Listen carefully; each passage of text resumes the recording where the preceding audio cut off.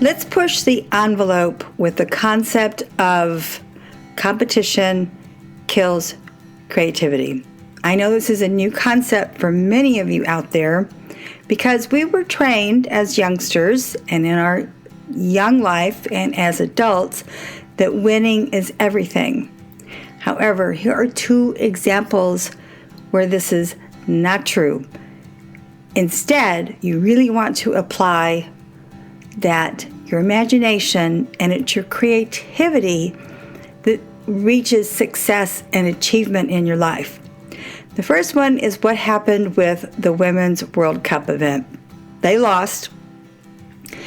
The commentators were brutal, I believe, and I'm sure that this team was listening to them after one of their worst showings. What I believe happened, and one of the female commentators said they were in the game to not lose, not to win. Now listen to that again. They were in the game not to lose, not to win. I believe that what happened with these women is that instead of focusing on their elite athletic skills, they focused on fear because they didn't want to lose. And instead of going in and using their imagination and their creativity to make these amazing plays, they allowed fear to overwhelm and take over the game.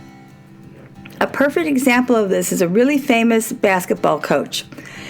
I can't remember his name, but I believe he was a basketball coach. He had straight 77 wins in a season. The reason being, he shared with us, is that when the teammates finished their game, whether they won or lost, but obviously they lost 77 games, he would go into the locker room and he would show all the teammates what they did right, what their strengths were. Never criticized, never showed anything negative. That's why your imagination leads to creativity, and that's why this competitive spirit, put it away, because it's your creativity and it's your imagination that leads to creativity that leads to success. Now, a baseball example that happened recently, and this might be stretching the point a little bit also, when the two players, Rodriguez and Henderson, got into a brawl. It wasn't just a brawl on second base. It was the clearing of the benches. I don't know. I get some weird, perverse joy when I see this. I don't know why. I don't want to see men fight. This wasn't just a brawl. This was a continuous fight. What happened, unfortunately, was Rodriguez allowed himself to get very much involved with his personal feelings. When he slid into the plate, his helmet comes off. Tim Anderson, got really nasty with him, evidently. What proceeded then was Jose Rodriguez gets up and points his finger, and then Anderson swings at him. I know this isn't funny because, again, this is when your competitive spirit takes over and it makes you lose your sensibility, your pride, your thinking, because it's all about winning and it's being competitive. Where instead, this guy did a great creative play. He used his imagination. I know for all of you guys who are listening, like, Valerie, you are such a girl. This is such BS. But I want you to start realizing that your thoughts become things. From what I understand from the announcers, Tim Anderson is not very well liked anyway. Therefore, this incident simply exacerbated this response from Rodriguez, whatever. And then, but it's not just that it was a simple clearing the benches. It was a continuous brawl between all of these guys. And that's when competition is running your spirit, it's running your imagination, it's running your creativity. Just try to absorb those thoughts because it will change your life. That's why I believe, and it's not just me, it's important people like Bob Proctor, Price Pritchett, one of the big corporate change gurus in the whole world, teaches this. Mary Morrissey teaches this. It's not just me. Wayne Dyer teaches this. So it's not a new concept, but it's something I would love for you people to start thinking about. Use your imagination to be creative and to be successful and to win. Stop this competitive spirit nonsense because it's killing your imagination and your creativity. I mentioned in the last podcast about Kundalini Yoga that I wasn't going to be doing it for a while. Well, let me clarify. I will always do Kundalini Yoga. I'm just not going to include my usual links on my podcast. I'm going to include some other healthy practices that I do several times a week. I have varicose veins just in the left leg, which if anyone knows about varicose veins, that's where they originate. The weird thing about my varicose veins is I am healthy. I ride a bike almost every day except when it's 95 degrees outside. I swim laps 3 or 4 times a week. I used to ride 6 times a week, but it's too darn hot. I do yoga in the morning. I do everything you can think that you're supposed to do. I wear compression socks. You name it, I do it. I'm a vegetarian. I'm in shape. I don't weigh much, 136. So how the heck do I have these horrible varicose veins? It hurts sometimes.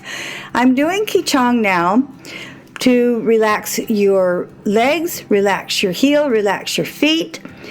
It's a self-massage, and if anyone is having trouble from varicose veins, or if you sit all day long, if you stand all day long, it's only about a 10-minute exercise. You can do it sitting still. Actually, you have to do it sitting still, Valerie.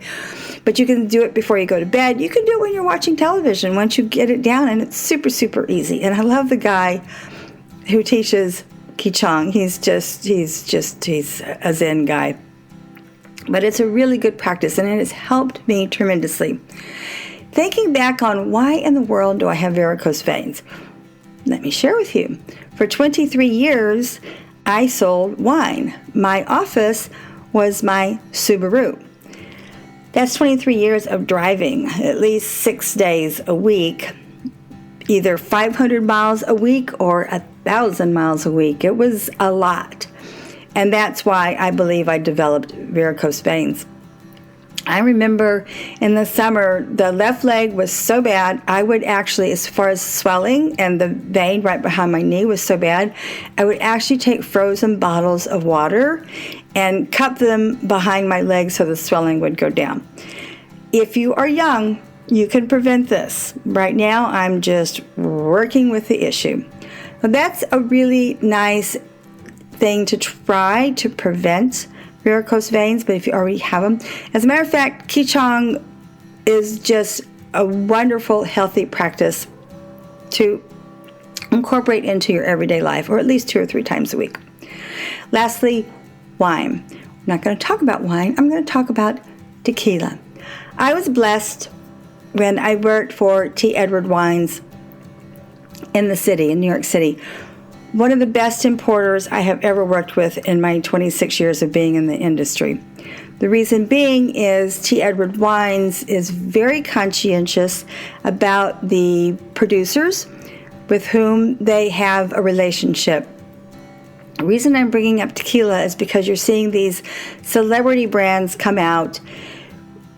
All tequila is produced from agave, which takes a long time to grow. This is not hops. It's not the wheat, the barley, the potato that we get in all of our vodkas and the spirits. Agave takes a long time to grow.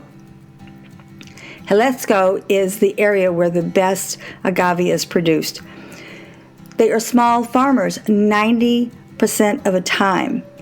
That's one of the reasons on my podcast details I've included a story about this specific tequila. I'm not going to mention it online because you're not going to remember, but go to my podcast details.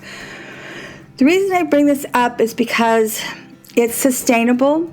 These are small farmers. When you get into your celebrity brands, the money's not going back to a small farmer who cares about the plant, who cares about the land, who has 100-year plus reputation. That's why this specific tequila is important for you to seek out, because it's doing something really good for farmers. It's creating an environment and a lifestyle for them that they can carry on from generation to generation. They care about the tequila. They're not trying to be a famous celebrity who has a name brand tequila. This tequila is expensive because it is handcrafted. Not only that, it's what we call small batch. It's a small batch tequila. When you reach the level of where you can appreciate this kind of tequila, this is a sipping tequila. Maybe one ice cube, but I would put it in the refrigerator. Don't add salt to it. Don't add lime to it. Don't do shots. This is not a wine. This is not a tequila you put in margaritas. But I wanted to share with you because a lot of people don't understand the whole process of agave production, what it means to produce an amazing tequila. One of the aspects that you want to look into if you are interested in premium, sustainable, family-owned agave production, on the back of tequila bottles, it's called the NOM, N-O-M, NOM number. Their number is 1533. Just an interesting tidbit that you might want to know about your finer tequilas. To wrap this up, thoughts become things. Stop being competitive against business, against people, to only win. Use your imagination to be creative in your business, in your relationships, in your communication. Imagination, as Einstein says, will take you everywhere. Knowledge, not so much, he says. I'm paraphrasing. Try Qichang. It has done wonders for me. It's also very relaxing before bed. Lastly, check out the tequila description I have on my podcast if you really want to understand how agave is grown and produced and why it makes it so special when you reach out to these hand-produced, small farmer, small batch tequilas. This is about my 160th podcast. I began this during lockdown because I literally lost everything. My 40 acres, my wine career. My mentor said, Valerie, what you already have, what are your assets? I love public speaking. I love the wealth concept, as in your mind, your mindset. I want to help people change the way they think so that they can use their imagination, so they can be creative and learn how to achieve. That's what the wealth is all about. Kundalini Yoga is always going to be about Kundalini Yoga because I've studied it for 30 years every day. Wine and spirits, I want to help people elevate their knowledge, elevate their palate, and drink responsibly. So the whole goal of my podcast hasn't changed much, but it's changed to be more focused and more clear with the listening audience in the simple aspect that I want to help people improve their thinking process because thoughts become things. Merci, au revoir.